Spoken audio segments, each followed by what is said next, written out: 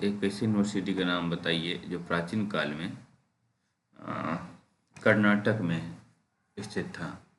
तो मुझे बता पाएंगे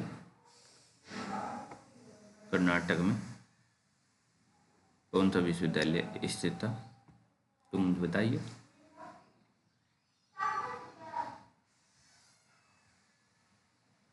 नहीं याद है क्या? आप लोग रिवीजन नहीं किए? देखिए पूछा गया था एक बार। ये सर कर्नाटक में अपना ये सालोटगी है। है ना? सालोटगी जी और एनईराम कहाँ है?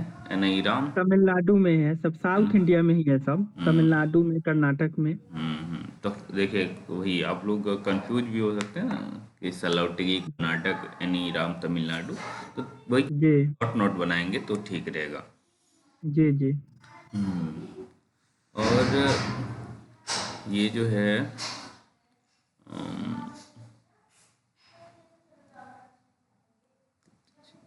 यहाँ लिखा गया एक पुस्तक है तत्व चिंतामणि, है ना? तो तत्व चिंतामणि कहाँ लिखा गया था, किस यूनिवर्सिटी में?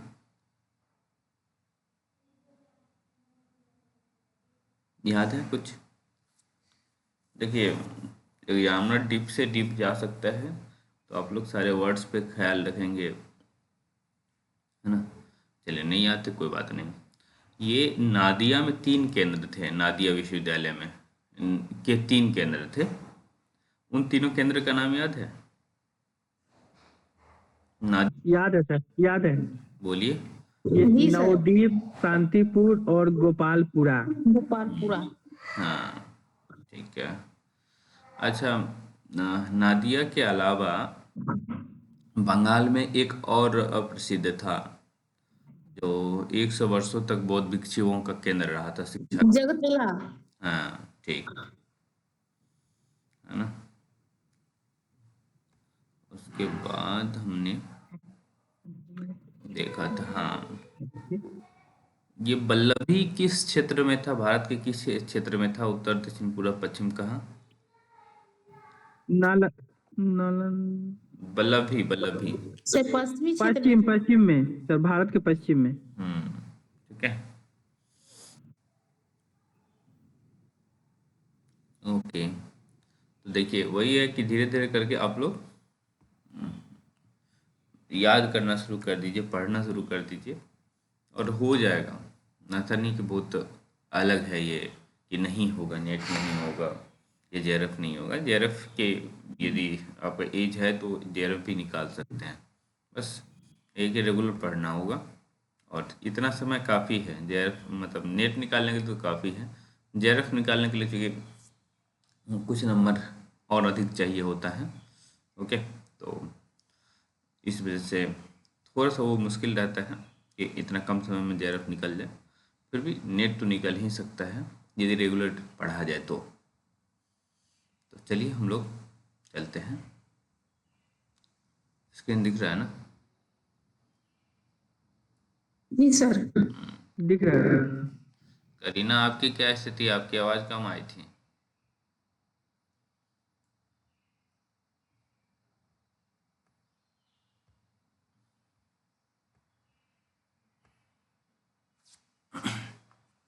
अब हम आधुनिक शिक्षा प्रणाली का क्रमागत विकास देखते हैं।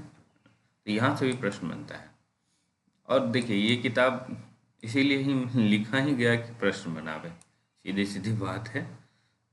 कि आप देख रहे होंगे PYQ, तो आपको दिख भी रहा होगा कि इसी किताब से प्रश्न उठाया जा रहा है। मैंने इस किताब को उस समय पढ़ना शुरू किया जब मैं MA फर्स्ट सेमेस्टर में था।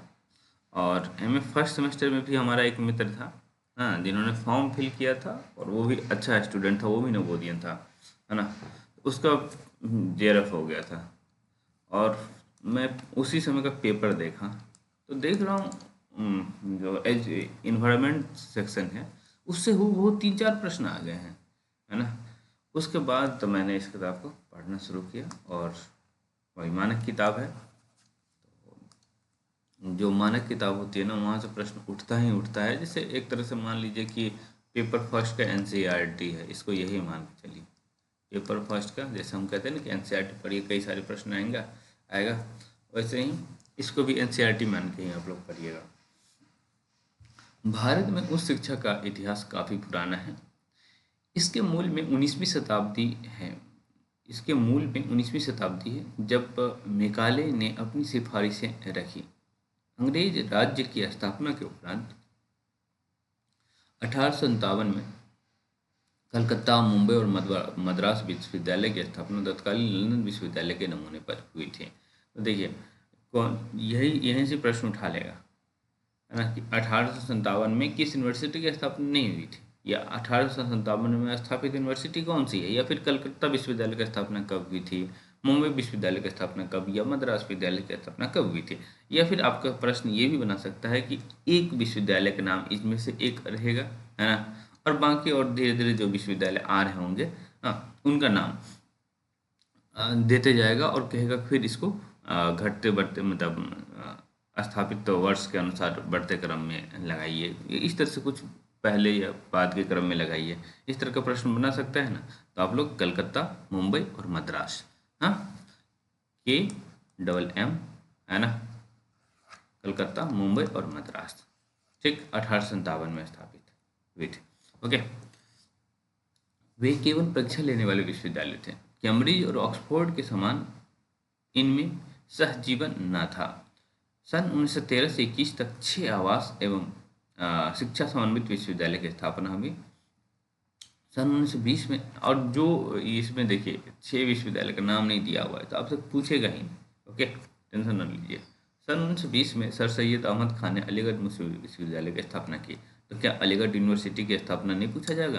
तो पूछ जाएगा आराम से।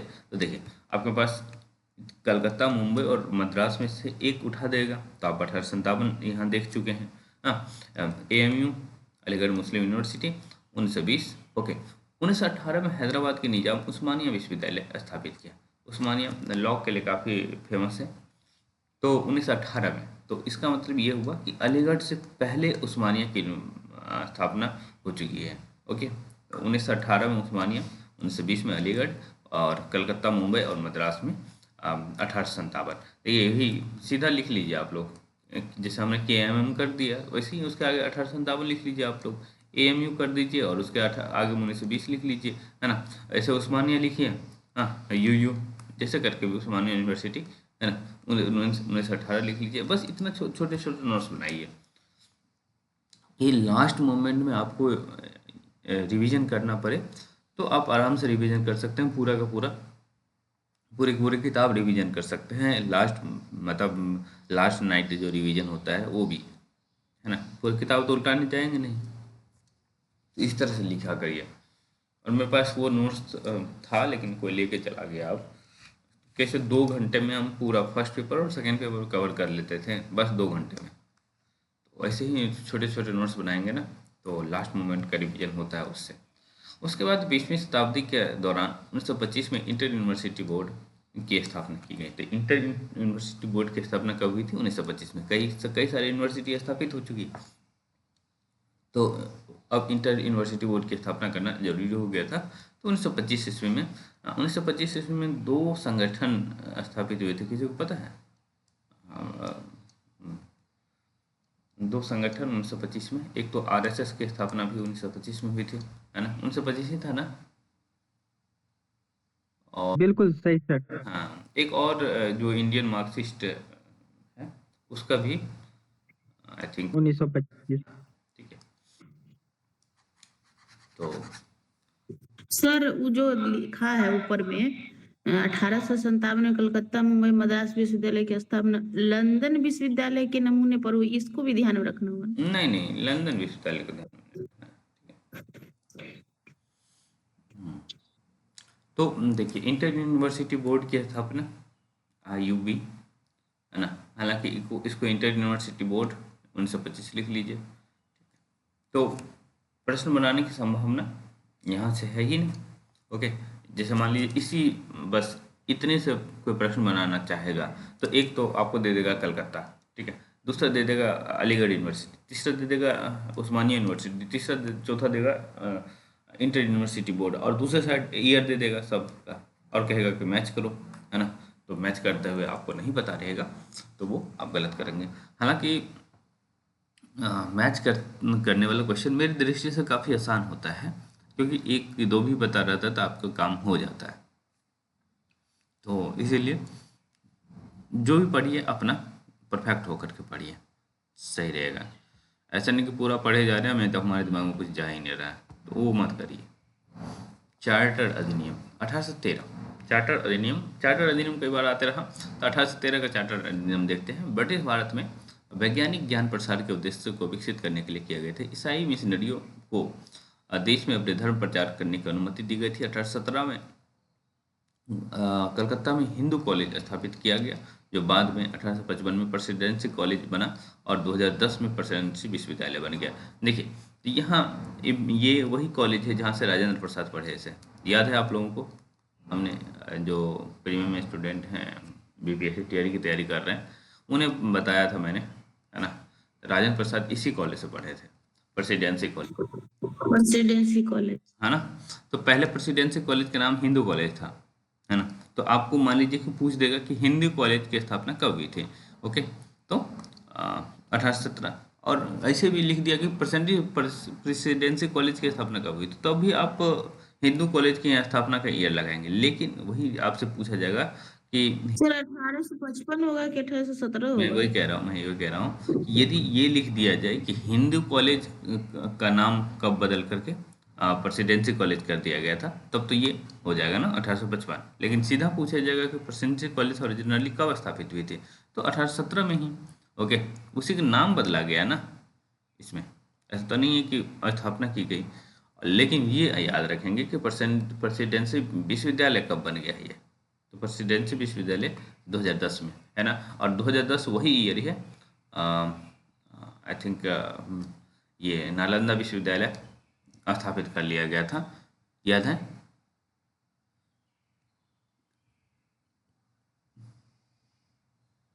ना, कल आया था वो चीज़, हमने अपने एक्ट पास कर लिया था नालंदा विश्वविद्यालय वाला। क्या सर नहीं समझे, फिर से बोलिए तो। मैं ये कह रहा हूँ कि नालंदा विश्वविद्यालय वाला भारत जो एक्ट था भारत में, वो हमने कब पास कर लिया था? 2010 में, है ना।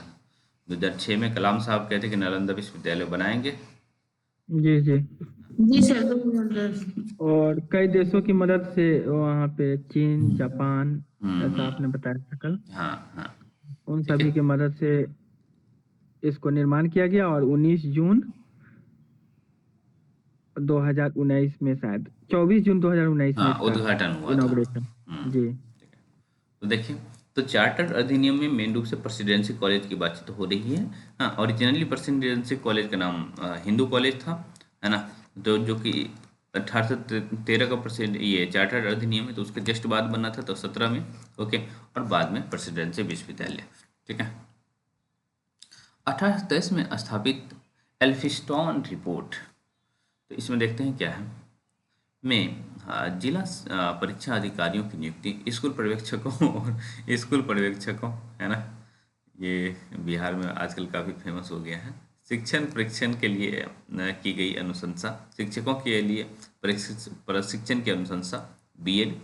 एल्फिस्टोन संस्थान मुंबई में 1834 में स्थापित किया गया था, जो उच्च शिक्षा क्षेत्र में एक नए घटनाक्रम की शुरुआत थी। तो बॉम्बे विश्वविद्यालय सबसे पुराने, यह मुंबई विश्वविद्यालय के सबसे पुराने कॉलेजों में से एक है। ओके, तो जो एल्फिस्टोन है संस्था, वो कब स्थापित की गई थी? 1834 की है। ओके, 1834 की है। और इसमें यही सारी चीज़ है कि मतलब एक तो पर्यवेक्षक नियुक्त कर लें, बीएड कॉलेज की स्थापना कर लें, इस तरह की बातें थी। तो एल्फिस्टोन संस्थान 1834, ये ध्यान में रखेंगे आप लोग। ओके, हालांकि एल्फिस्टोन से कभी मैंने प्रश्न नहीं देखा है। ओके, तो बनाने वाले तो कुछ भी बनाएंगे, इसमें ऐसा नहीं है कि प्रश्न नहीं बना है तो नहीं बनेगा, ऐसा भी नहीं है, बन सकता है। सरकार के विविध विधि सदस्य लॉर्ड मेकाले ने अपनी रिपोर्ट में एक ऐसी प्रणाली का अनुमोदन किया जो धर्मनिरपेक्ष और वैज्ञानिक पद्धतियों पर आधारित हो, सदियों पुरानी पूर्वाग्रहों से मुक्त हो और पश्चिमी दुनिया की शिक्षा पद्धति के समान हो। इस तरह से उन्होंने आधुनिक भारत के निर्माण में अपनी भूमिका निभाई। हालांकि मेकाले को कहा तो जाता है कि भाई आधुनिक शिक्षा भारत में लाने में काफ़ी योगदान था, लेकिन उन्होंने इस चीज़ के आड़ में ईसाई धर्म को काफ़ी प्रचारित किया था, है ना। ऐसा तो नहीं था कि हमारी शिक्षा पद्धति उस समय बेहतर नहीं थी, बेहतर थी। हाँ, यही था कि उसका जो रेंज था ना, वो कम लोगों तक ही सीमित था, एक विशेष वर्ग तक ही सीमित था, है ना। वो यदि वही शिक्षा पद्धति वो सबके लिए अवेलेबल रहता, तो हम अंग्रेजों की शिक्षा पद्धति से हमें कोई बहुत ज़्यादा फायदा नहीं होता। हमारा पुराना भी पद्धति काफ़ी अच्छा था भाई, इतने लोग तो और इतनी आविष्कार इतनी सारी चीज़ें तो हो रही थी ना भारत में, है ना। तो बस उसका एक्सटेंशन कम था, तो इस वजह से थोड़े से हम पीछे थे। लेकिन मेघालय ने 1800 का मेघालय वाली बात जो है 1835 में है, ये भी आप दिमाग में रखेंगे। यहाँ एल्फिस्टोन वाली बात कितने में थी, 34 में ना, एल्फिस्टोन रिपोर्ट 1834। ओके, जी सर। जी सर। ठीक है। हालांकि रिपोर्ट 23 की है, लेकिन ये मेन रूप से एल्फिस्टोन संस्थान जो है 1834 में स्थापित होती है ना। इस रिपोर्ट में प्राच्यवादी मतलब जो पूर्व, खास करके इंडिया के बारे में सोचे या फिर एशिया के बारे में सोचे, पश्चिमी विद्वान द्वारा भारतीय या पूर्वी सभ्यता के संदर्भ में उपयोग किया गया शब्द देशी शिक्षा के बजाय पाश्चात्यवादी अंग्रेजी शिक्षा अपनाने पर पुरजोर समर्थन किया, जिसका उद्देश्य भारतीयों का एक ऐसा वर्ग तैयार करना था जिसको औपनिवेशिक सरकार निचले दर्जे की नौकरियों पर रख सकता, ताकि शासन करना आसान हो जाए। इस रिपोर्ट को लागू किए जाने वाले जाने को एक ब्रिटिश सरकार की सचेत नीति के रूप में जाना जाता है। इसके अंतर्गत भारत की देशी शिक्षा प्रणाली को ब्रिटिश शिक्षा प्रणाली में प्रतिस्थापित किया गया था, ताकि अंग्रेजी शासन की जड़ें मजबूत की जा सके। तो वास्तव में जो प्राच्यवादी लोग थे, प्राच्यवादी मतलब जो भारतीय दृष्टिकोण से सोचते थे, एशिया के दृष्टिकोण से सोचते थे, वो यही कह रहे थे कि ये जो मैकाले है ना, वो बहुत चालाकी से तुम लोग को क्लर्क बनाना चाह रहा है। वही चीज़ दिख रहा है कि क्लर्क बनाने के लिए मैकाले शिक्षा पद्धति आया है कि आपको थोड़ा सा अंग्रेजी सिखा दिया जाए और फिर आपको क्लर्क की नौकरी दे दिया जाए कि उनका अपना राज करना आसान हो जाए। ठीक है, तो ये थोड़ी सी आलोचना है, तो इससे प्रश्न तो बनेगा नहीं आपसे। इस रिपोर्ट के आधार पर तत्कालीन गवर्नर जनरल लॉर्ड विलियम ने 1837 में अंग्रेजी को सरकारी भाषा का दर्जा दिया, जिसके अनुसार अब सरकारी नौकरियों के लिए अंग्रेजी भाषा अनिवार्य बन गई। हालांकि इस पहल को मुख्य रूप से प्राथमिक और माध्यमिक शिक्षा पर निर्देशित किया गया। तो जो नौकरियों में अंग्रेजी भाषा अनिवार्य करने वाली जो बात है वो 1837 में, है ना, मेघालय ये लॉर्ड विलियम ने कहा कि अंग्रेजी हमारी सरकारी भाषा होगी। जैसे हमारे यहाँ हिंदी अभी है ना राजभाषा या राजकीय भाषा, हिंदी ही है ना ऑफिशियल लैंग्वेज, तो इंग्लिश को जी सर। ये ऑफिशियल लैंग्वेज कब बना दिया गया था, 1837 में। ठीक है, तो जब ऑफिशियल लैंग्वेज अब बना देंगे तो भाई जिन्हें नौकरी करनी है, चाहे कोई भी हो, चाहे हमें भी नौकरी करनी रहेगी और नौकरी के लिए जो शर्त रहेगा उसे हमें फुलफिल करना ही पड़ेगा भाई, जीना है तो करना पड़ेगा। तो इंडियन गलत नहीं कर रहे थे, जो इंडियन अंग्रेजों के साथ अंग्रेजों को के शासन में कोऑपरेट कर रहे थे भाई, वो जीने के लिए कर रहे थे।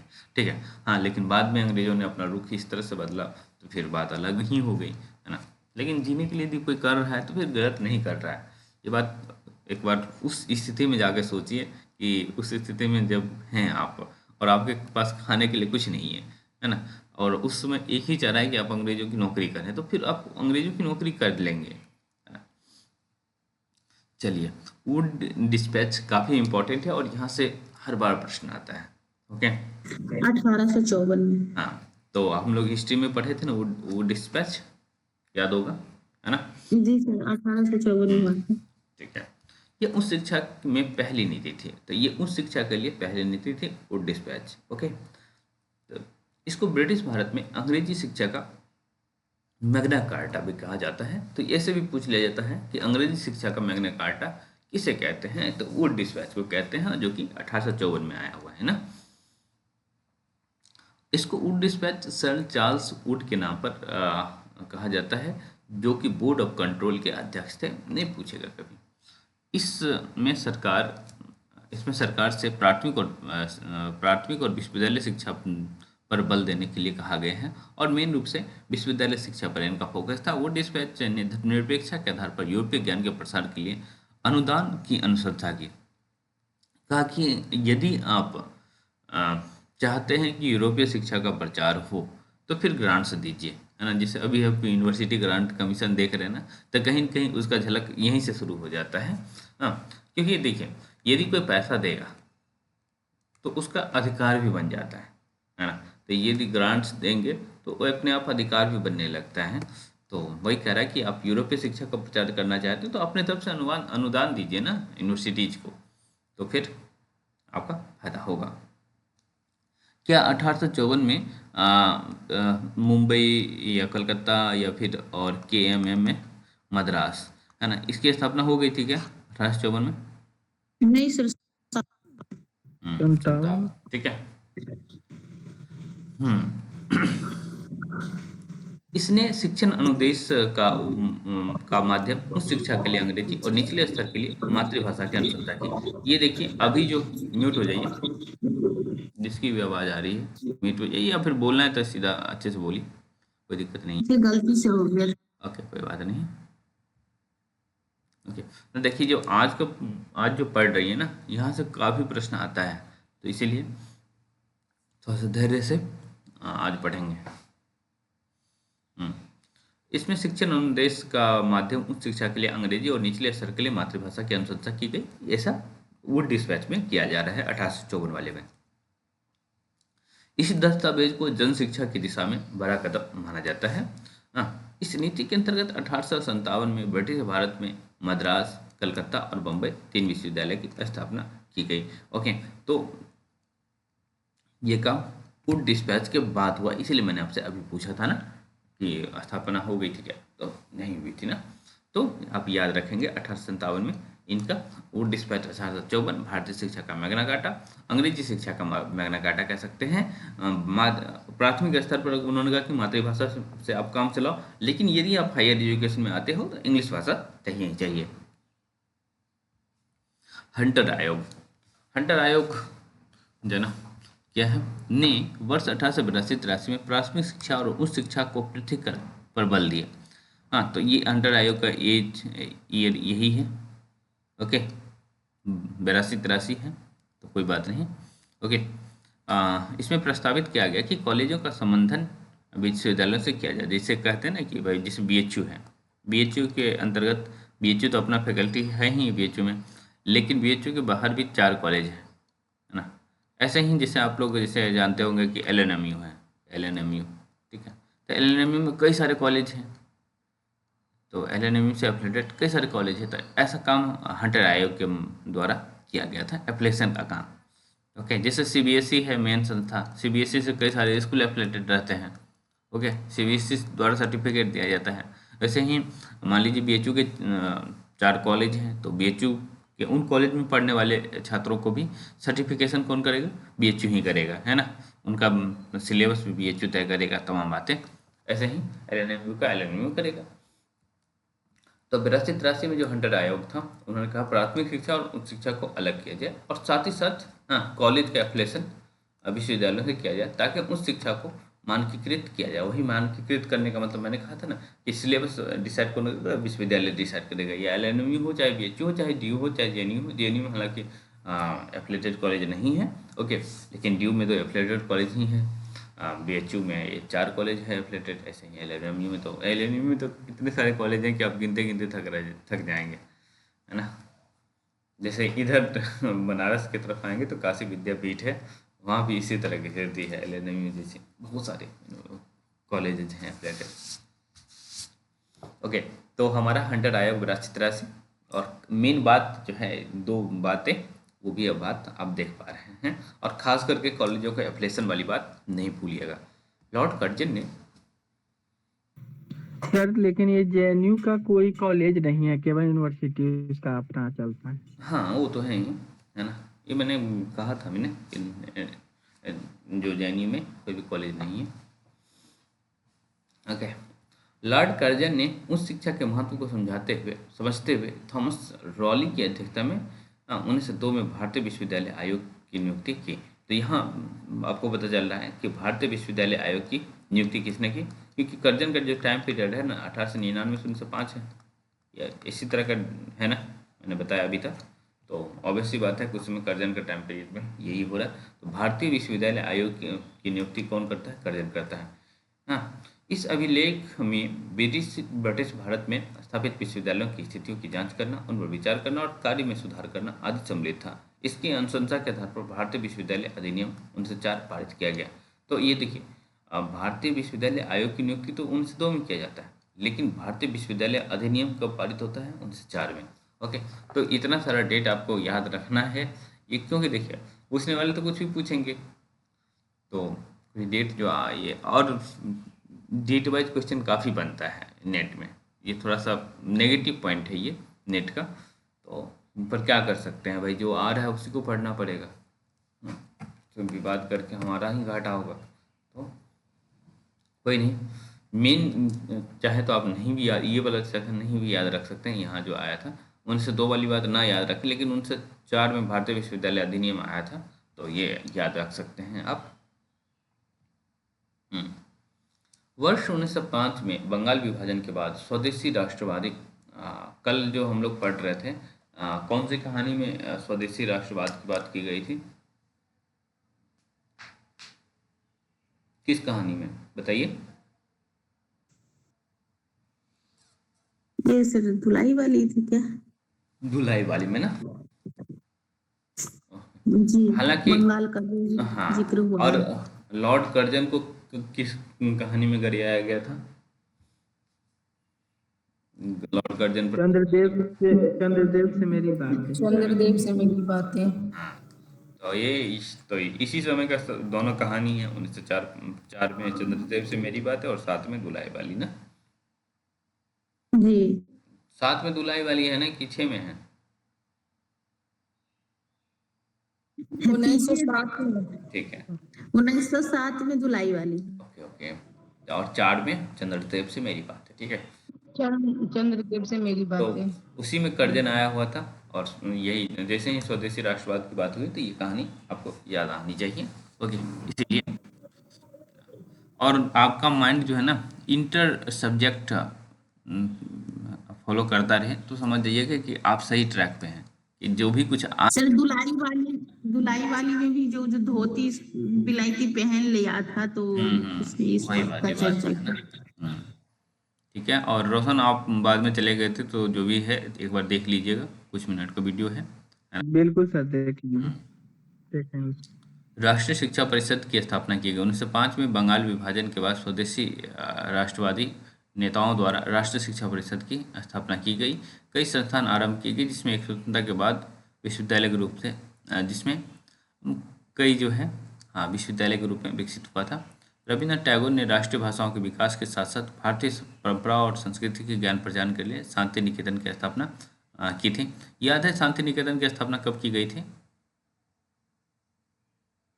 1991 क्या?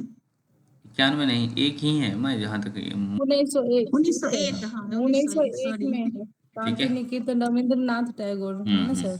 हाँ, तो ये एनसीईआरटी में है ना, बताया। जी।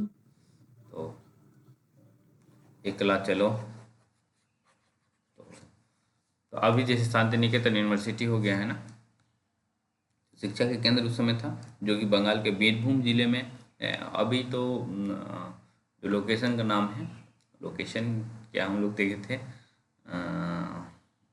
लेकिन लोकेशन गोल करके कुछ है ना, लोकेशन याद है? गोल, देखिए भी मैं भूल गया हूँ वो स्टेशन का नाम है। ओके, तो 1910 में श्री गोपाल कृष्ण गोखले ने यह अनुशंसा की कि विश्वविद्यालय के प्रबंधन से मुक्त किया जाए और इसका प्रवर्धन सरकार द्वारा किया जाए। नहीं याद रखिएगा। 1913 में सरकार की शिक्षा नीति में यह अनुशंसा की गई कि प्रत्येक प्रांत के लिए एक विश्वविद्यालय स्थापित की जाए। ओके, 1917 में सरकार ने कलकत्ता विश्वविद्यालय की स्थिति और संभावनाओं की जांच के लिए सैडलर आयोग की नियुक्ति की है। तो सैडलर आयोग कब आया है? सैडलर आयोग 1917 में। और इसी कलकत्ता विश्वविद्यालय की स्थापना कब हुई थी? 1917। कलकत्ता विश्वविद्यालय की स्थापना कब हुई थी? नहीं सर, 1917 ही तो है सर। नहीं, 1916। कलकत्ता विश्वविद्यालय की स्थापना कब हुई थी, मैं ये पूछ रहा हूँ। फिर 1917 में कलकत्ता में हिंदू विश्वविद्यालय जो हुई थी। वो नहीं मैं पूछ रहा हूँ ना, मैं कलकत्ता विश्वविद्यालय की स्थापना पूछ रहा हूँ। कलकत्ता 1600 कुछ। हाँ, क्या हो गया आप लोगों को? भाई सबसे पहला लाइन तो वही पढ़े थे आज। 1857 में। हाँ तो भाई 3 यूनिवर्सिटी कौन थी? कलकत्ता, मुंबई, मद्रास। मद्रास तो और फिर क्यों भोसले। आप लोग 16, 15, 14 कर रहे हैं? हम कंफ्यूज हो गए नहीं तो भाई इम्पोर्टेंट है, इतनी बार बताया जा रहा है, तो थे। कैसे कंफ्यूज हो जी गए? सर। है ना? और देखिए, पढ़े रहेंगी और गलत करके आएंगी ना, तो आपको बहुत दुख होगा। ठीक है, कि देखो जी। गलत करके आए हैं, तो वो नहीं होना चाहिए। ये तो सेटलर आयोग है ना 1917। वो तो कल का जैसे सेटलर आयोग की स्थापना इसीलिए की गई थी कि म्यूट हो जाइए। हम्म, सेटलर आयोग की स्थापना तो इसीलिए की गई थी ना कि जो कलकत्ता विश्वविद्यालय की स्थिति और संभावनाओं को देख लिया जाए, है ना? तो वो वाली बात थी। 1917 में सेटलर आयोग यही इसीलिए आया था। लेकिन भाई यूनिवर्सिटी पहले से रहेगा ना, कि ऐसा नहीं है कि पहले आयोग ही गठन कर दो और बताओ कि विश्वविद्यालय की स्थिति ठीक है कि नहीं ठीक है। 1917 वाली बात करेंगे तो, है ना? तो 3 यूनिवर्सिटी की स्थापना की गई थी। वो डिस्पैच के बाद आपको याद है 2 बार आपको ये इंफॉर्मेशन बताया गया था। एक तो यहाँ आप देख पा रहे हैं, है ना, मद्रास, कलकत्ता, बम्बई। और सबसे पहला लाइन भी आज का मुझे जहाँ तक याद है कि वही पढ़े थे आप, है ना? आज का सबसे पहला लाइन मैं मान के चल रहा हूँ कि आज, जी सर, वही था। है ना, वही लाइन था। तो गलत मत करिए वरना दिक्कत होगी, है ना?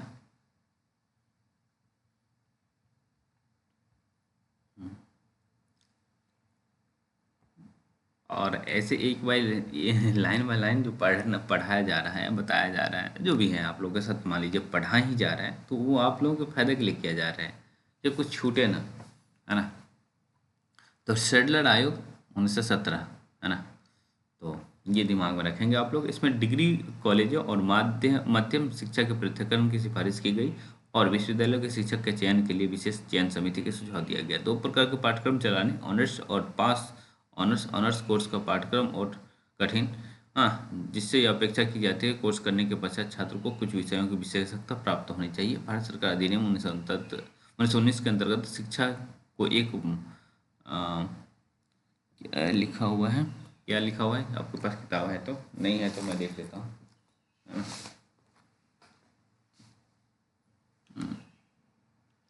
ऐसा प्रोफेशनल लिखा होगा, बनाया जाए ताकि एक मिनट मैं देख लेता हूँ। प्रोफेशनल मान लीजिए नहीं लिखा हो तो एक मिनट मैं देख लेता हूँ।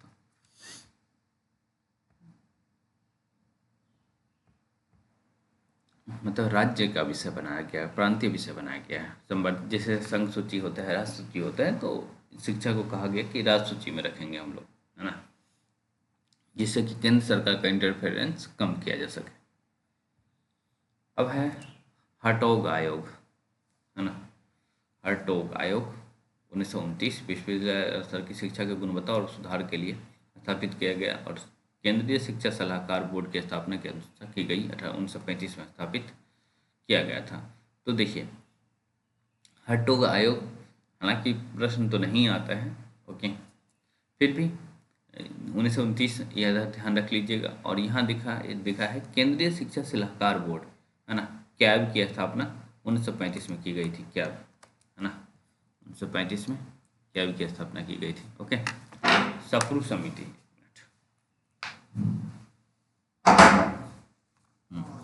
सप्रू समिति है 1934 में, है ना? सरकार द्वारा बेरोजगारी के कारणों की जांच करने के लिए सप्रू समिति आई थी 1934 में। ओके, और इसमें देखिए कि भारत सरकार अधिनियम आने का समय हो गया था। सप्रू समिति हो या फिर आपको केंद्रीय शिक्षा सलाहकार बोर्ड की स्थापना हो, तो ये भारत सरकार अधिनियम इसी समय आया था ना 1935 में। सप्रू समिति बेरोजगारी जांच करने के लिए है, ठीक है। ऑबर्ट वुड रिपोर्ट नहीं पूछेगा, है ना, इतनी बार एग्जाम नहीं पूछा गया है, तो मुझे नहीं लगता है कि इसको इम्पोर्टेंस दिया जाएगा, फिर भी क्या है इसमें देख लेते हैं। 1937 में यह अनुशंसा की गई कि विश्वविद्यालय स्तर की शिक्षा का माध्यम अंग्रेजी होनी चाहिए, और इस रिपोर्ट के अनुसार एक नए प्रकार की संस्थान पॉलिटेक्निक और व्यावसायिक शिक्षा परीक्षण की। हाँ, यहाँ पॉलिटेक्निक की स्थापना, वो तो अंग्रेजी शिक्षा वाली बात तो हम पहले भी कर चुके हैं ना, लेकिन पॉलिटेक्निक की स्थापना वाली बात यहाँ होनी चाहिए। हाँ, तो वो ओबर्ट वुड रिपोर्ट में की गई है और 1937 में ऐसा है। ठीक है, तो ओबर्ट वुड रिपोर्ट में पॉलिटेक्निक का या व्यावसायिक शिक्षा के लिए आरंभ करने की बात की गई है ना। वर्धा शिक्षा योजना, तो आप ओबर्ट वुड रिपोर्ट के आगे 1937 भी लिख लिया और पॉलिटेक्निक और व्यावसायिक शिक्षा, बस इतना लिख लीजिए, आपकी माइंड में रहेगा। वर्धा शिक्षा योजना, वर्धा शिक्षा योजना वर्ष 1937 में आरंभ की गई थी। इसमें तालीम या मूल शिक्षा और बुनियादी तालीम के रूप में स्थापित किया, इसमें तालीम या मूल शिक्षा और बुनियादी तालीम के रूप में जाना जाता है। अच्छा, ओके, तो ये वर्धा शिक्षा योजना का जो अध्यक्ष थे वो है कौन, डॉक्टर जाकिर हुसैन। ओके, शिक्षा का गांधीवादी दर्शन शास्त्र एक गतिशील अवधारणा है, जो अवधारणा व्यक्ति की जैविक, सामाजिक और मनोवैज्ञानिक स्तर की आवश्यकताओं की पूर्ति के लिए की जाती है। कोई बात नहीं, इधर थोड़ा सा आगे बढ़ते हैं। ओके, तो वर्धा शिक्षा योजना कब हुआ था सर, दिख नहीं रहे। वर्धा शिक्षा योजना 1937 है ना, 1937, वैसे नहीं पूछेगा, फिर भी 1937 दिमाग में रखिए। ओके, उसमें कहा गया कि इसमें यह मांग की गई कि शिक्षा प्रारंभ के 7 वर्ष तक निःशुल्क और अनिवार्य होनी चाहिए। शिक्षा का माध्यम मातृभाषा होना चाहिए। इसमें व्यावसायिक शिक्षा, शिक्षा के शारीरिक श्रम पर भी बल देना चाहिए। ओके, इस सब वर्धा शिक्षा योजना में जाकिर हुसैन की अध्यक्षता में की जा रही है। ओके, बात की जा रही है। सार्जेंट रिपोर्ट कब की है, 1944 की। सार्जेंट रिपोर्ट 1944 की है। हाँ, को शिक्षा के भारतीयकरण की दिशा में महत्वपूर्ण कदम माना जाता है। इसको युद्ध के बाद भारत की शैक्षिक योजना विकास भी कहा जाता है। तो ये युद्ध का मतलब सेकेंड वर्ल्ड वॉर की बात है। तो सेकेंड वर्ल्ड वॉर 1939 से 45, हालांकि युद्ध के बाद की बात की जाती है, युद्ध खत्म नहीं हुआ था। ओके, सार्जेंट रिपोर्ट युद्ध खत्म होने से पहले की। ओके, भारत सरकार अधिनियम 1935 के अंतर्गत शिक्षा के क्षेत्र में प्रांतीय सरकारों की स्वायत्तता दी गई और इस अवधि में उस शिक्षा का काफ़ी विस्तार हुआ, किंतु माध्यमिक शिक्षा पर अधिक प्रगति नहीं हुई। भारत सरकार अधिनियम में उस शिक्षा का काफ़ी प्रचार हुआ है। आगे थोड़ा सा चलते हैं। इसके अंतर्गत विश्वविद्यालय अनुदान आयोग की स्थापना की गई। 3 वर्ष की डिग्री कोर्स प्रस्तावित किया गया था। एक बार आया था यूनिवर्सिटी को ग्रांट्स देना है ना, यूनिवर्सिटी को ग्रांट्स देना है, उसमें ऑफिशियली नहीं लिखा गया था कि विश्वविद्यालय आयोग की स्थापना की जाए। तो ये काम, यूनिवर्सिटी को ग्रांट्स देने का काम जो है वुड डिस्पैच में ही किया गया था। लेकिन जो हमारा ये अधिनियम आया, इसमें कहा गया कि भाई यूनिवर्सिटी ग्रांट कमीशन की स्थापना कर लेते हैं। ठीक है, तो यूनिवर्सिटी ग्रांट कमीशन की स्थापना भारत सरकार अधिनियम 1935 के अंतर्गत किया गया, ये याद रखेंगे। और ये ग्रांट कमीशन अभी भी यूजीसी, जिसकी आप लोग तैयारी कर रहे हैं तो वो इसी समय स्थापित की गई थी 1935 के भारत सरकार अधिनियम के तहत।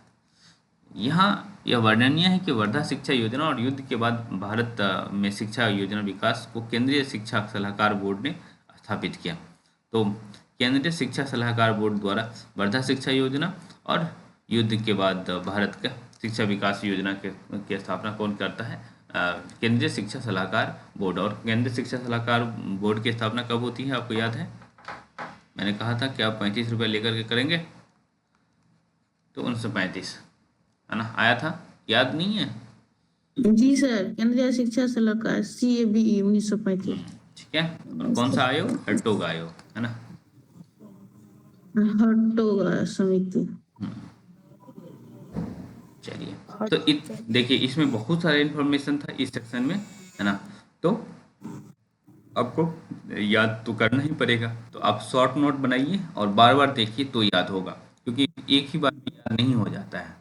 ओके, तो दोनों सर हो गया, 1935 ही हो गया ना, हाँ हाँ, यूजीसी जो भारत सरकार हाँ हाँ, द्वारा हुआ वो 1935। सही है। अब हम थोड़ा सा आगे बढ़ते हैं। तो यही बात है कि जितना रिवीजन करेंगे उतना काम आएगा, रिवीजन नहीं करेंगे काम नहीं आएगा, एग्जाम में आप गलत जी करके सर, आएंगे। रिवीजन नहीं होता है, कुछ याद नहीं रहता है, सब भूल हाँ, तो जाते रिवीजन हैं। बार बार रिवीजन करिए, ठीक है। बस यही आपका एक्स्ट्रा ऐड हो रहा है ना। यदि हिंदी के क्षेत्र से देखा जाए तो बाकी तो हिंदी ही पढ़ रही हैं आप लोग, लेकिन ये थोड़ा सा अलग है। ओके, और अलग है तो भाई पढ़ना पड़ेगा, इसीलिए पढ़ना पड़ेगा कि एग्जाम हिंदी के आता है। साथ हिस्ट्री पढ़ रहे हैं। हाँ, तो अब क्या करिएगा, है ना, चाहिए तो भाई करना तो पड़ेगा। और हम लोग भी मैनेज करते थे, हम लोग भी यूनिवर्सिटी जाते थे, यूनिवर्सिटी की किताबें पढ़ते थे, है ना, तो किसी तरह से तो मैनेज करते ही थे। हाँ, ये था कि आप लोग की तरह जो घर का बर्डन है वो नहीं था मेरे पास, और अभी भी नहीं है। हाँ, मैं खुद से खाना बनाता हूँ, ये सारी बातें तो हैं ही, फिर भी मैं उसको बर्डन नहीं मानता हूँ, मुझे अच्छा लगता है। और वही बात है कि मैं एक दो आदमी के लिए खाना बनाना और बहुते लोगों के लिए खाना बनाना बड़ी बात है। आप लोग जो कर रही हैं और उसके साथ खाना बना रहे हैं, बच्चे भी देखना है, सब कुछ करना है, फिर भी आप लोग कर रही हैं, ये बड़ी बात है। मानव इतिहास में आदिकाल से शिक्षा का अनेक, आप देखिए स्वतंत्रता के बाद उच्च शिक्षा की बात हो रही है। ओके, तो जब हम स्वतंत्र हो गए तो जो सारी बातें हो गई हम भारतीय अपने स्तर पर कर रहे होंगे, है ना।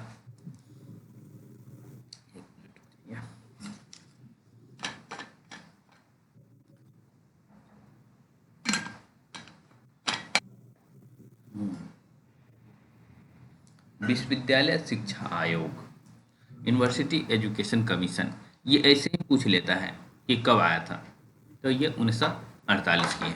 ओके, इसमें ऐसा कुछ नहीं लिखा है कि प्रश्न बना में, लेकिन विश्वविद्यालय शिक्षा आयोग कब की है।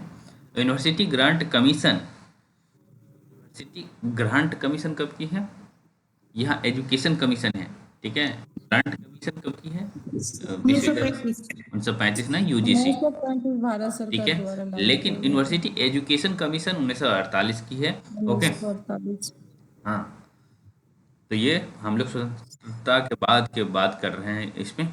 ओके, इसको हम राधा कृष्ण आयोग भी कहते हैं, तो यह तो आपको दिया देगा, हाँ, विश्वविद्यालय शिक्षा आयोग या फिर राधा कृष्ण आयोग, दोनों में से कुछ भी रहेगा। राधा कृष्ण आयोग, ये जो राधा कृष्ण थे ना, वो बीएचयू के वीसी भी रहे हैं। ओके, जब देश ने स्वतंत्रता प्राप्त की तो हमारे सामने बहुत सारी चुनौतियां थी, उनका सामना करने के लिए सुदृढ़ शिक्षा व्यवस्था का होना आवश्यक था। सरकार ने डॉक्टर सर्वपल्ली राधाकृष्णन की अध्यक्षता में आयोग स्थापित किया, जिसका कार्य क्षेत्र भारतीय विश्वविद्यालय शिक्षा की व्यवस्था की समस्याओं, वर्तमान परिस्थिति के अध्ययन और उसमें सुधार और भविष्य की आवश्यकताओं के अनुसार सुझाव देना था। हाँ, सर्वपल्ली राधाकृष्णन बीएचयू के पूर्व उपकुलपति रह चुके थे, बाद में भारत के दूसरे राष्ट्रपति भी बने, है ना। हालांकि इन पे बहुत लोग थेसिस चोरी का भी आरोप लगाते हैं, पर जो भी है हम लोग को उससे लेना देना नहीं है। लेकिन आपको ये याद रखना है कि विश्वविद्यालय शिक्षा आयोग के अध्यक्ष कौन थे, हाँ, डॉक्टर राधाकृष्णन थे। ओके, सर्वपल्ली राधाकृष्णन, और वही राधाकृष्णन है जो बीएचयू के कुलपति अभी रह भी चुके। है। अभी हाँ, भी यही है। अभी भी यही है वर्तमान में भी। नहीं, ये तो 1948 की बात कर रहे 1948 की। हाँ। हैं, है ना। ये अभी नहीं है, अभी तो बीएचयू में बीसी का नाम हमें पता नहीं है, क्यों पता है, संजय का नाम है, हालांकि नाम इसीलिए नहीं पता है कि वो टेम्पोररी बीसी तो हैं। सर इसका ये राधा कृष्णन प्रथम ये अध्यक्ष, ये प्रथम अध्यक्ष हुआ क्या? आपको सिर्फ और सिर्फ ये याद रखना है कि विश्वविद्यालय शिक्षा आयोग के जो अध्यक्ष थे वो राधा कृष्णन थे। बाकी इंफॉर्मेशन राधा कृष्णन के बारे में दिया जा रहा है कि बीएचयू के वो वीसी रहे हैं, हाँ, भारत के दूसरे राष्ट्रपति, ये इंफॉर्मेशन बस दिया जा रहा है, ये याद रखने की जरूरत नहीं है आपको, ठीक है, कि राधा कृष्ण कौन थे क्या थे, ये सब याद रखने की जरूरत नहीं है। ओके, बस आपको बस ये याद रखना है विश्वविद्यालय शिक्षा आयोग कब स्थापित किया गया था, 1948, अध्यक्ष कौन थे, ठीक। राधा कृष्णन आयोग। अध्यक्ष ने न केवल उच्च शिक्षा के लिए सुझाव दिया, बल्कि यह भी टिप्पणी की कि माध्यमिक शिक्षा हमारी शिक्षा व्यवस्था की सबसे कमजोर कड़ी है, इसको तत्काल सुधार किया की आवश्यकता है। आयोग ने 10 की बजाय 12 वर्ष की माध्यमिक शिक्षा का सुझाव दिया और कहा कि विश्वविद्यालय में प्रवेश इंटरमीडिएट की परीक्षा के बाद हो, ठीक है। अभी भी विश्वविद्यालय में प्रवेश हम्म, अभी भी विश्वविद्यालय में प्रवेश कब होता है, इंटरमीडिएट की परीक्षा के बाद होता है ना। तो ये किसके तहत होता है, यूनिवर्सिटी एजुकेशन कमीशन के अनुशंसा के आधार पर होता है। ये बात भी लागू है ना, कि अभी बहुत सारे बच्चे 12th देंगे, 12th किए होंगे तो सब जाएंगे यूनिवर्सिटी, सीयूईटी के माध्यम से अब जाते हैं। इस आयोग में विश्वविद्यालय अनुदान आयोग की स्थापना करके इस आयोग ने विश्वविद्यालय अनुदान आयोग अच्छा की स्थापना करके माध्यमिक शिक्षा और उच्च शिक्षा के लिए एकीकरण का सुझाव दिया। ओके, ये माध्यमिक शिक्षा और उच्च शिक्षा के एकीकरण का सुझाव दे रहा है। लेकिन हमारा जो विश्वविद्यालय आयोग बन चुका है, अनुदान आयोग, वो कब भी बन चुका है 1935 में ही, ठीक है, वो याद रखेंगे, ये याद रखने की जरूरत नहीं है। आयोग ने अखिल भारतीय शिक्षा आयोग स्थापित करने का भी सुझाव दिया। इस आयोग में ग्रामीण विश्वविद्यालय के स्थापित करने की अनुशंसा की गई। तो ये सारी बातें याद नहीं रखेंगे हम लोग। ओके, बस 48 फिर बनारस हिंदू विश्वविद्यालय की स्थापना भी तो इसमें लिखा हुआ है, इसका डेट ऑफ पूछ सकता है ना? कहाँ लिखा है से डॉक्टर सर्वपल्ली राधाकृष्णन वो तो? बनारस हिंदू विश्वविद्यालय के कुलपति रहे हैं। हाँ, ये लिखा हुआ है ना, ये नहीं लिखा हुआ कि बीएचयू का स्थापना 1916 में हुई, ये तो नहीं लिखा हुआ है ना। तो फिर भी आपको माइंड में आ गया तो 1916 याद रखेंगे बीएचयू की स्थापना। बताइए एएमयू की स्थापना कब हुई थी? एएमयू अलीगढ़ मुस्लिम यूनिवर्सिटी 120 है सर। हाँ ठीक है, और उस्मानिया? उस्मानिया 1918। ओके, चलिए। माध्यमिक शिक्षा आयोग, ओके, माध्यमिक शिक्षा आयोग, सेकेंडरी एजुकेशन कमीशन, माध्यमिक शिक्षा 1952 है ना। यूनिवर्सिटी एजुकेशन कमीशन 1948, उसके बाद माध्यमिक शिक्षा आयोग 1952 है ना। माध्यमिक शिक्षा के ढांचों के सुधार के लिए डॉक्टर लक्ष्मी स्वामी मुदालियर की अध्यक्षता में 1952 में माध्यमिक शिक्षा आयोग की स्थापना की गई। तो इनके जो अध्यक्ष थे लक्ष्मण स्वामी मुदालियर है ना। हालांकि नहीं पूछा है, फिर भी आप याद रखेंगे, क्योंकि क्या पता अध्यक्ष को मिलाने के लिए आ जाए। ओके, तो आप दिमाग में रखेंगे क्या नाम है, लक्ष्मण स्वामी मुदालियर। ओके, लक्ष्मण स्वामी मुदालियर, माध्यमिक शिक्षा आयोग है ना। तो जनरली मैच करने वाले क्वेश्चन यदि पूछता है तो इस तरह के प्रश्न बना लेगा कि माध्यमिक शिक्षा आयोग एक साइड दे देगा, उसके बाद ये आपका यूनिवर्सिटी ग्रांट, ये एजुकेशन यूनिवर्सिटी एजुकेशन कमीशन दे देगा। ऐसे ही और सारे अभी आने वाले हैं। ओके, तो उनसे संबंधित व्यक्तियों के नाम दे करके आपसे प्रश्न पूछ लिया जाएगा। तो माध्यमिक शिक्षा आयोग की स्थापना 1952 में की गई है। इस आयोग ने सर्वप्रथम 3 वर्ष में माध्यमिक और 4 वर्ष की उच्च शिक्षा प्रणाली की अनुशंसा की थी। इस आयोग ने बहुउद्देशीय स्कूल और व्यावसायिक शिक्षण प्रशिक्षण संस्थानों की स्थापित करने की सिफारिश की थी। हालांकि ये याद रखने की जरूरत नहीं है, लेकिन मुझे ये बताइए कि पॉलिटेक्निक वाली बात कहाँ की गई है? ओके, बताइए पॉलिटेक्निक। Would report 1937। बहुत अच्छी बात है ना। अब वुड रिपोर्ट, गुड। ओके, तो बस यहाँ सेकेंडरी एजुकेशन इतना ही याद रखें। संख्यात्मक अंक देने के बजाय सांकेतिक अंक देने की सलाह दी गई। उच्च और उच्चतर शिक्षा की, उच्चतर माध्यमिक शिक्षा की तो कुछ विषय को अनिवार्य कर दिया गया कि जैसे गणित हो गया, सामान्य ज्ञान हो गया, कला हो गया, संगीत हो गया, कहा कि ये इसको वो कर दो, अनिवार्य कर दो कि पढ़ना ही पढ़ना है। ठीक है, हालांकि ये सब याद नहीं रखेंगे आप लोग। भावनात्मक एकता समिति, भावनात्मक एकता समिति, इसके अध्यक्ष कौन थे? डॉक्टर संपूर्णानंद। संपूर्णानंद विश्वविद्यालय बगल में ही है। ओके, संस्कृत विश्वविद्यालय है वो। ओके, तो ये भावनात्मक एकता समिति कब स्थापित की गई थी? 1961।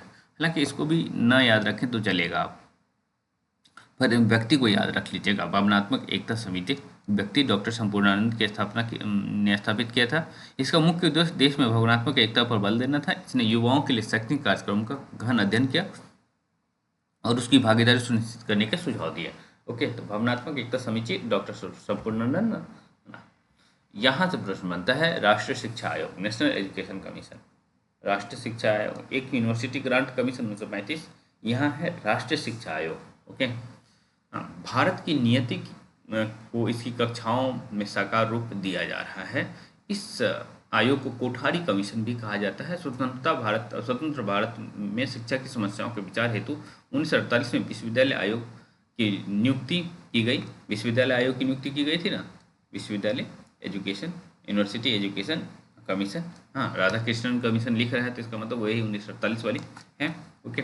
जी फिर माध्यमिक शिक्षा के लिए मुदालियर कमीशन का गठन 1952 में। अच्छा, वहाँ 1952 लिखा हुआ है ना। जी सर, माध्यमिक शिक्षा 1952। तो यहाँ लक्ष्मी ये स्वामी मिस्टेक मुदालियर। होगा, है ना, ये मिस्टेक होगा। ओके, एक बार मैं चेक कर लेना चाहूँगा मुदालियर कमीशन की स्थापना कब की गई थी, ऐसा ना हो कि हम लोग गलत पढ़ लें, है ना।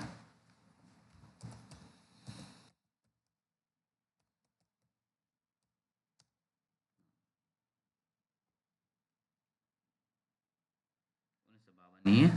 ओके, विकिपीडिया भी लिख रहा है और ये सेंटर भी 1952 ही लिख रहा है। ओके, 1952 53 ठीक है, बहुत सारे वेबसाइट्स भी लिख रहे हैं, दिक्कत नहीं है। 1952 आप लोग याद रखेंगे। सर जैसे लिखा उसमें देखिए सितंबर 1952। ठीक है, कोई दिक्कत नहीं। तो उसमें सर इस वहाँ में मंथ उन्थ नहीं ना पूछ देगा कि कौन ना सा ना ना ना, मंथ। मंथ नहीं पूछेगा, मंथ नहीं पूछेगा, इतना भी खबर नहीं, जरूरत नहीं है। देखिए, हम लोग मंथ पे ध्यान नहीं दिए, हमारा 37 सही था, है ना। तो अब इससे अधिक सही करने की कोई ज़रूरत नहीं है, आपको मैं कह रहा हूँ 30 सही करिए, ठीक है, क्योंकि हमारे पास 14 5 19 नंबर एक्स्ट्रा था हमारे कट ऑफ से, ठीक है। अब मतलब 19 क्वेश्चन, तो तो कितना नंबर लाना रहता है उसमें? इसमें अलग अलग अड़तीस कट ऑफ नंबर आपको ज्यादा क्रॉस करना है तो अलग अलग समय में अलग अलग नंबर लाना है। आप टारगेट बस करिए 100, ठीक है, कि 150 में से हम 100 क्वेश्चन सही कर देंगे। 2 साल पहले का नेट का तो 144 गया था। क्या? 144 2 साल पहले का रिजल्ट हाँ, तो 144 का नेट का। क्या मतलब हुआ? 72। हाँ जी, नेट क्वालिफाई हुआ था उस पे। अच्छा, तो कोई नहीं, 72 मैं तो चाहूँगा 100 लाइए।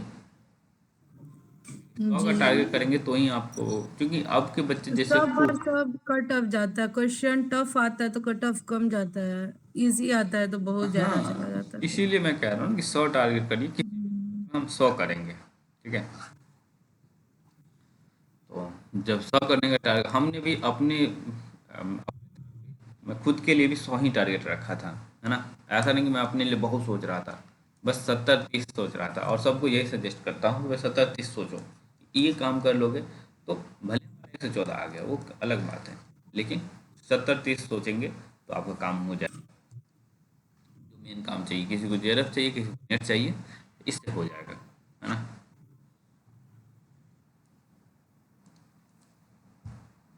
ये राष्ट्रीय शिक्षा आयोग। ओके, तो राष्ट्रीय शिक्षा आयोग हम देख रहे थे, कोठारी कमीशन।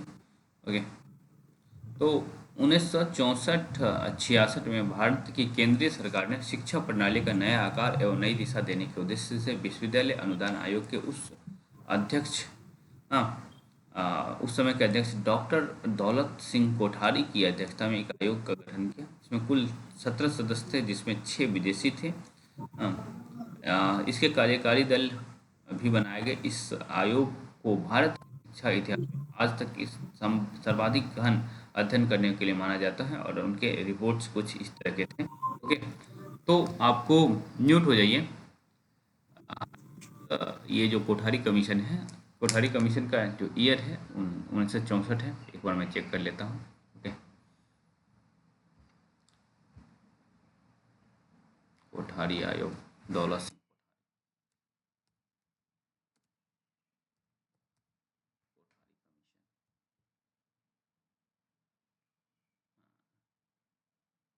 तो वही स्थापित किया गया था 1964 में, है ना, और डिजोल्व कर दिया गया था 66 में। ओके, तो दौलत सिंह कोठारी इनके अध्यक्ष थे, ये भी आप याद रखेंगे। ओके, तो 1964 से 66 तक चला था ये राष्ट्रीय शिक्षा आयोग, जिसे हम लोग क्या कहते हैं, कोठारी आयोग भी कहते हैं, ठीक है। ये याद रखेंगे, 64 में बना और 66 में ख़त्म कर दिया गया, और इनकी जो बातें हैं वो थोड़ा सा दिमाग में रखेंगे। जो बातें हैं ये देखिए, हाँ, शिक्षा विज्ञान और तकनीकी में सुधार, राष्ट्रीय शिक्षा प्रणाली का विकास, धर्मनिरपेक्ष लोकतंत्र की स्थापना, शिक्षा में गुणात्मक विकास, शिक्षा के स्तर का विकास। हाँ, और आयोग ने शोध रिपोर्ट के निरीक्षण एवं साक्षात्कार तथा प्रश्नात्मक जैसे विधियां अपनाई। तो कोई ये बात नहीं है कि याद रखेंगे आप लोग, बस कोठारी कमीशन 1964 ये याद रखिएगा। 17 सदस्य थे, कुछ सदस्य बाहरी भी थे। ओके, इस शिक्षण आयोग की मुख्य अनुशंसा का वर्णन निम्न प्रकार से किया गया है। तो ये थोड़ा सा कोठारी आयोग का जो अनुशंसा है उसको एक बार हम लोग देख लेते हैं। ओके, उसके बाद आगे देखा जाएगा।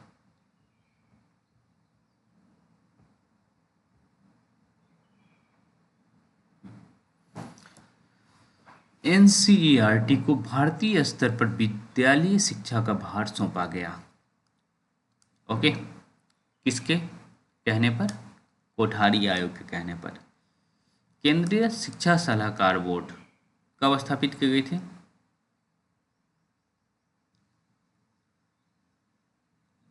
क्या सर बोले? 1935 में। है ना?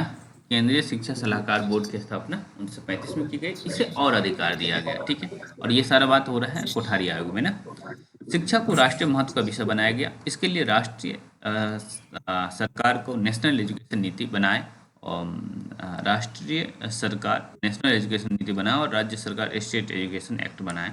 ओके, ऐसा कहा गया कोठारी आयोग के द्वारा।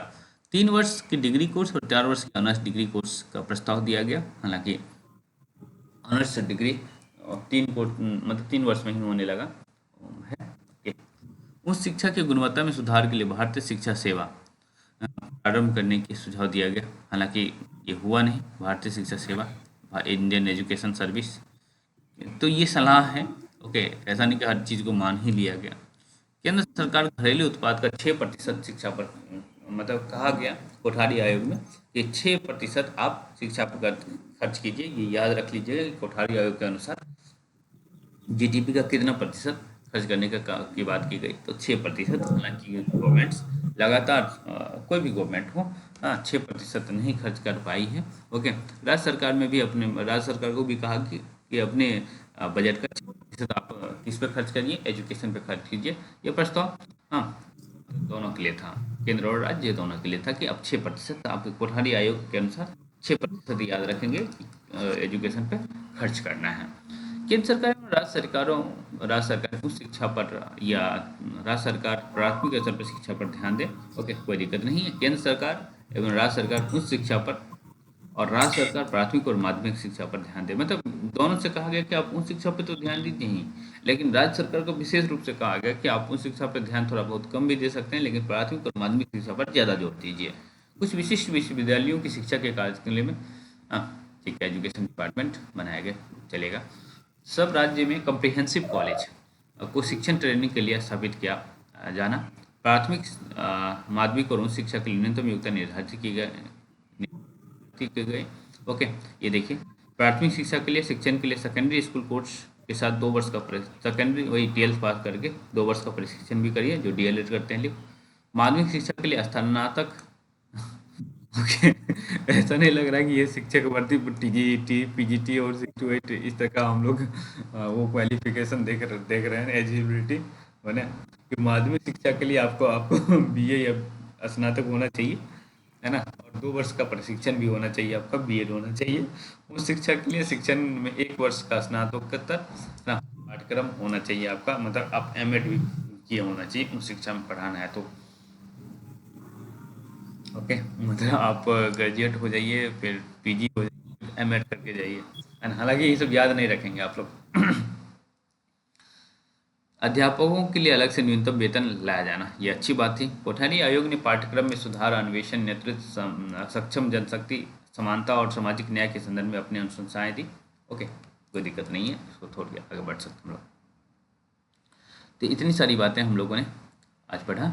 ओके, थोड़ा सा और देख लेते हैं, कुछ समय हमारे पास और है 15 मिनट, तो हम लोग देख लेते हैं। ज़्यादा तो नहीं हो रहा है, नहीं सर, पढ़ाइए।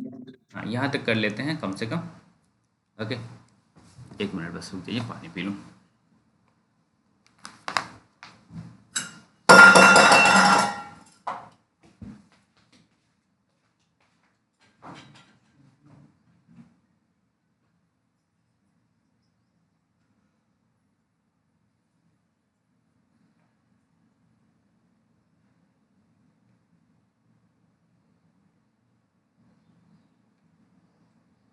साधना फिर नहीं आई आज।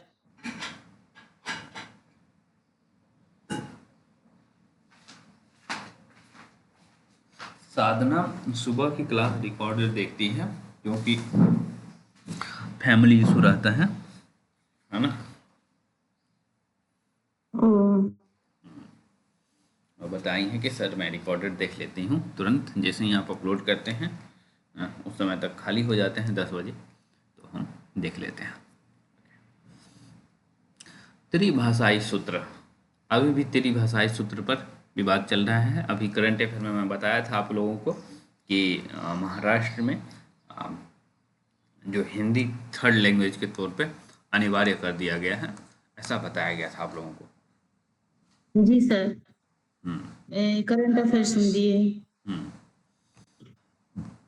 तो त्रिभाषाई सूत्र वर्ष 1968 में भारत सरकार के शिक्षा मंत्रालय ने राज्यों के साथ विचार विमर्श करके त्रिभाषा सूत्र की घोषणा की, जिसके अनुसार हिंदी भाषी राज्यों में हिंदी, अंग्रेजी और आधुनिक भारतीय भाषा अधिमानतः दक्षिण भाषाओं में से एक और गैर हिंदी राज्यों में हिंदी, अंग्रेजी और किसी एक क्षेत्रीय भाषा शिक्षण अनुदेश की भाषा होनी चाहिए। ओके, तो ये वही कहा गया कि यदि आप 3 भाषा सूत्र लाना, ये तो आपका फिक्स है, ठीक है। तो जो उत्तर भारत के हैं उनको दक्षिण भारत की भाषा पढ़ाएं, जो कि गैर हिंदी भाषी हैं, हाँ, तो उनको कोई एक क्षेत्रीय भाषा पढ़ा दो, कोई दिक्कत नहीं है। ओके, तो ये वाली बात त्रिभाषा सूत्र में है और ऐसा होना चाहिए, मैं भी मानता हूँ। ओके, इसके बाद काफ़ी विरोध हुआ और फिर अभी भी चल रहा है वो विरोध तमिलनाडु में, खास करके 10+2+3 शिक्षा पद्धति को अपनाया जाना। 1972 में शिक्षा सचिव और सार्वजनिक निर्देश के निर्देशों को सम्मेलन, 1 मिनट देख लेते हैं क्या लिखा हुआ है। भावात्मक एकता समिति में कौन थे? भावात्मक एकता समिति किसने स्थापित किया था बताइए?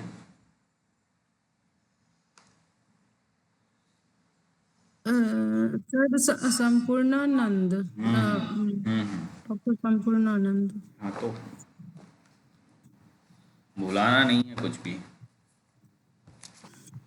सिलेक्ट होना है तो बुलाना नहीं है। ओके, इसीलिए रिवीजन करिए। ओके, तो वर्ष 1972 में शिक्षा सचिव और सार्वजनिक निर्देश के निर्देशकों के सम्मेलन में 10+2+3 है ना, 12+3, ये 3 साल में ग्रेजुएशन। ओके, शिक्षा पद्धति को देश भर में औपचारिक रूप से अपनाने की घोषणा की गई। इसके तुरंत बाद में शिक्षा तथा सार्वजनिक कल्याण मंत्रालय ने डॉक्टर पी.डी. शुक्ला की अध्यक्षता में इस पद्धति को लागू करने के सुझाव देने के लिए राष्ट्रीय समिति की नियुक्ति की। 1917 में स्थापित सैडलर कमीशन आया था, याद है ना, कलकत्ता विश्वविद्यालय को चेक करने के लिए। ओके, है ना, तो इसको कलकत्ता विश्वविद्यालय आयोग भी कहते हैं। को 10+2+3 शिक्षा पद्धति को अग्रगामी माना जाता है और इसके बाद विश्वविद्यालय शिक्षा आयोग 1948, है ना। कौन अध्यक्ष थे विश्वविद्यालय शिक्षा आयोग के?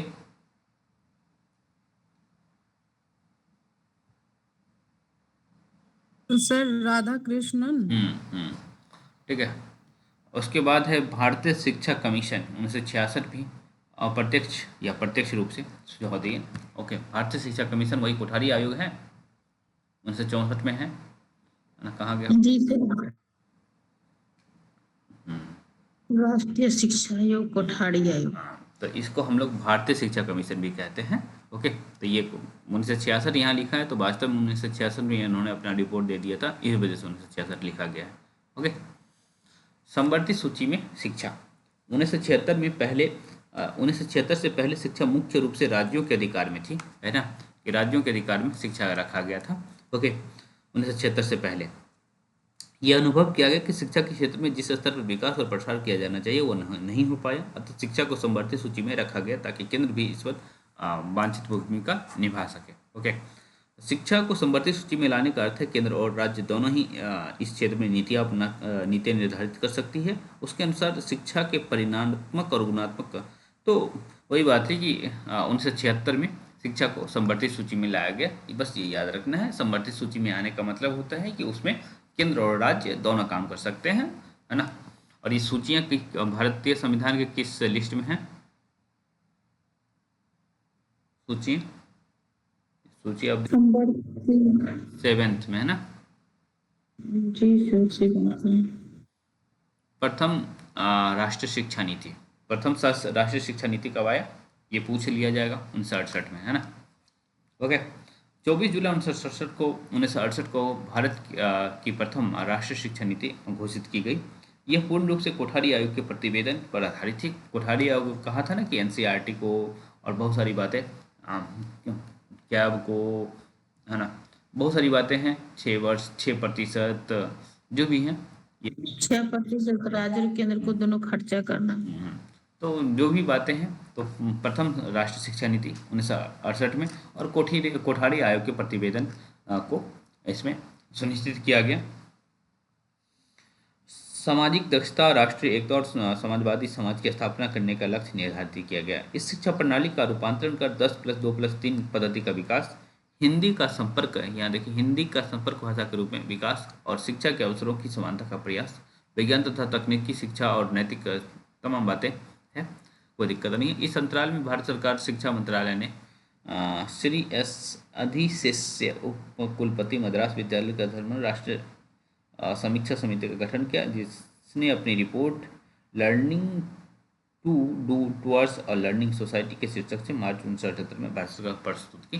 मतलब इसको एक तरह से इसी समय एक क्या बना था, एक समिति बनी थी, राष्ट्रीय समीक्षा समिति, है ना, कि इसका समीक्षा की जाए, प्रथम शिक्षा नीति की समीक्षा की जाए। तो इस रिपोर्ट का नाम था learning to do towards a learning society, और ये 1978 में प्रस्तुत किया गया था, जो कि याद रखने की जरूरत आपको नहीं है, सिर्फ आपको राष्ट्रीय शिक्षा नीति 1968 में, ओके। और ये पद्धति अपनाई गई, 10+2+3 की पद्धति अपनाई गई 12वीं पास करके ग्रेजुएशन में आई है, ओके। तो आज हम यहीं तक रखते हैं। 1968 में त्रिभाषीय सूत्र भी है। ओके, ठीक है। तो मैं चाहूँगा कि इतना तक आप अच्छे से रिवीजन करके आइए, हाँ, कल हम आगे और पढ़ेंगे, ठीक है। समय लगेगा, ये मुझे पता है, लेकिन यही है कि भाई क्वेश्चन आता है 5 क्वेश्चन, मतलब 10 नंबर तो आपका इसी से सिक्योर होगा, ओके। तो हम लोग इसको अच्छे से पढ़ेंगे, हर चैप्टर 10 नंबर के लिए रिजर्व है, तो हम क्यों ना इसको अधिक समय दें, ओके। सर एक क्वेश्चन 2 नंबर का होता है, हाँ, और एक पेपर में 50 क्वेश्चन, एक पेपर में 100 क्वेश्चन रहता है। हाँ, फर्स्ट पेपर जो आप अभी पढ़ रही हैं, तो दोनों मतलब दोनों मिला के 100 लाना 300 है। नहीं नंबर नहीं, क्वेश्चन सही है। हम जब भी बात करेंगे क्वेश्चन में बात करेंगे, क्योंकि नेगेटिव नहीं है ना। अच्छा, 100 क्वेश्चन सही करना है। हाँ, 100 क्वेश्चन आपको सही करना है, 200 नंबर, ठीक है। तो चलिए हम मिलते हैं शाम में, आप लोग तब तक जो है आगे बढ़ के आइएगा। आज हम कान्हा में गंगा और राजा नीलवंशिया पे डिस्कस करेंगे ना। फिर कुछ पूछ लीजिए। ओके, कुछ पूछ लीजिए।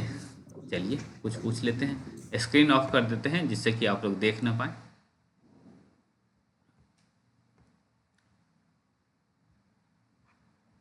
ओके, चलिए हमें बताइए,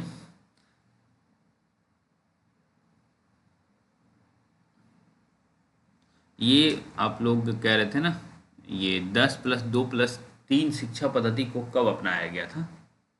1972 में। ओके, सैडलर कमीशन कब आया था? 1917 में सर। किस यूनिवर्सिटी को चेक करने के लिए? कलकत्ता विश्वविद्यालय की स्थिति। इसीलिए इसको हम लोग कौन सा आयोग कह सकते हैं, सैडलर आयोग को? कलकत्ता विश्वविद्यालय, ओके। अच्छा, जो कोठारी कमीशन है उसका कम से कम 2 प्रावधान बताइए कि भाई उन्होंने ये अनुशंसा की थी। कोठारी कमीशन? कम से कम 2। सर ये एनसीईआरटी पर जोर दिए थे, हम्म। और ये जो शिक्षा में खर्च के लिए 6% के लिए दोनों आयोग को, केंद्र सरकार और राज्य सरकार को। चलिए ठीक है, ओके। उसके बाद विश्वविद्यालय शिक्षा आयोग कब आया है? विश्वविद्यालय शिक्षा आयोग 1948 में आया है सर। 1948 में आया है और सर। राष्ट्रीय शिक्षा आयोग? इनको राधा कृष्णन आयोग भी कहते हैं। की अध्यक्षता और में राष्ट्रीय शिक्षा आयोग कौन सा आयोग कहते हैं? राष्ट्रीय 1935 कोठारी में। है ना, इसके अध्यक्ष कौन थे राष्ट्रीय शिक्षा आयोग के? राष्ट्रीय अध्यक्ष कोठारी कमीशन तो वर्किंग। वही कोठारी ही है ना, दौलत सिंह कोठारी। हाँ कोठारी जी। हाँ, दौलत से नाम याद रखिएगा, दौलत दौलत सिंह सिंह कोठारी, कोठारी, है ना? दौलत सिंह कोठारी अध्यक्ष थे ठीक जी। है, ठीक है। चलिए, माध्यमिक शिक्षा आयोग के अध्यक्ष कौन थे?